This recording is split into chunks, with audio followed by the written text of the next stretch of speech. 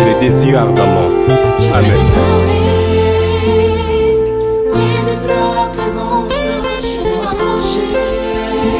Shalom peuple de Dieu.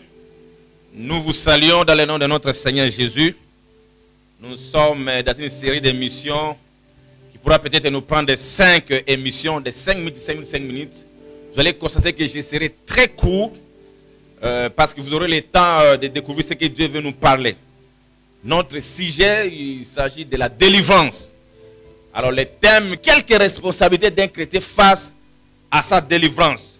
Je vais lire quelques versets ici dans Marc 5, verset 24 jusqu'à 26. La Bible nous dit ceci: Jésus s'en alla avec lui et une grande foule le suivait et le pressait. Or, il y avait une femme atteinte d'une perte de sang depuis 12 ans. Elle avait souffert entre les mains de plusieurs médecins. Elle avait dépensé tout ce qu'elle possédait et elle n'avait éprouvé aucun soulagement, mais était allée plutôt en empirant. Ayant entendu parler de Jésus, elle vint pour voir Jésus. Alléluia. Et touchant son vêtement. Bien aimé dans les saints, je pense que comme on n'a pas beaucoup de temps, vous allez lire tout ça à la maison. Marc 5, à partir de 25 jusqu'en 34. Vous connaissez cette histoire, bien aimé.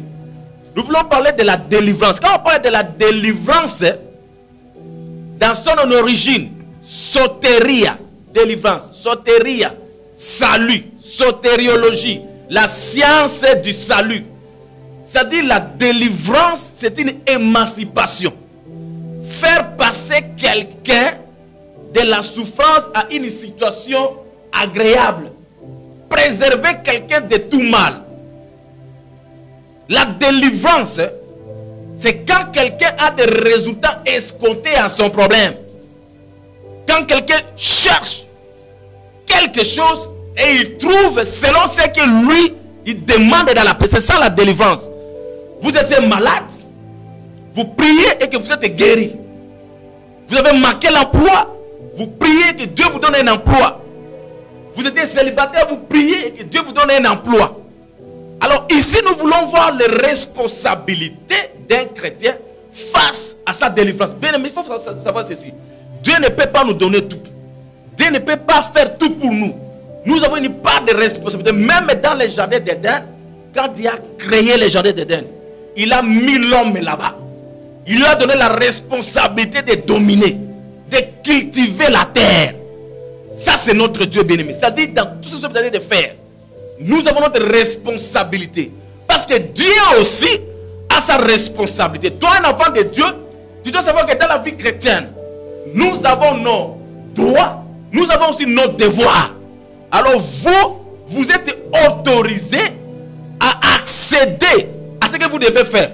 Première responsabilité, c'est quoi dans notre délivrance? C'est avoir la foi. Cette femme, elle avait la foi. Parce que Christ allait chez Jairus. Jairus était le chef de la synagogue. Jairus, c'est son enfant qui était malade. C'est lui qui était venu pour intéresser Christ, pour que Christ puisse aller prier pour son enfant. Mais la femme, elle a bien aimé, est entrée dans le plan du Seigneur. Et puis nous dit, dans elle, elle a créé la foi. Elle a dit, si je puisse seulement toucher l'habit de Jésus, je serai guéri de ma maladie. Bien aimé, elle est allée, elle a faufilé dans la foule, jusqu'à ce qu'elle a touché l'habit de Jésus-Christ. On nous dit qu'instantanément, les sang a cessé. La foi. C'est une ferme assurance, bien aimé, des choses qu'on espère. Une démonstration de celles qu'on ne voit pas. Bien, mais quel est ton problème ce matin? Ton problème demande de la foi. Quand il y a seulement la foi, bien, mais il y a toute solution. Cette femme-là a cultivé dans elle la foi de rencontrer Christ pour que sa situation puisse trouver la solution. Bien aimé, je te dis que la délivrance est là. Tu es le premier responsable de votre délivrance. Ayez la foi comme cette femme-là. La foi dans mes prières. La foi nous pousse à prier. La foi nous pousse à poser des actes. La foi nous pousse à accueillir les anges. La foi nous pousse à aller dans des dimensions bien-aimées. Ce matin, que mon Dieu puisse te communiquer la foi. Ce matin, que Dieu puisse te donner encore la force. Là où tu étais faible, bien-aimé, dans tes situations. Ne te fatigue pas. Cherchez le Seigneur à tout prix. Parce que notre Dieu est capable d'agir.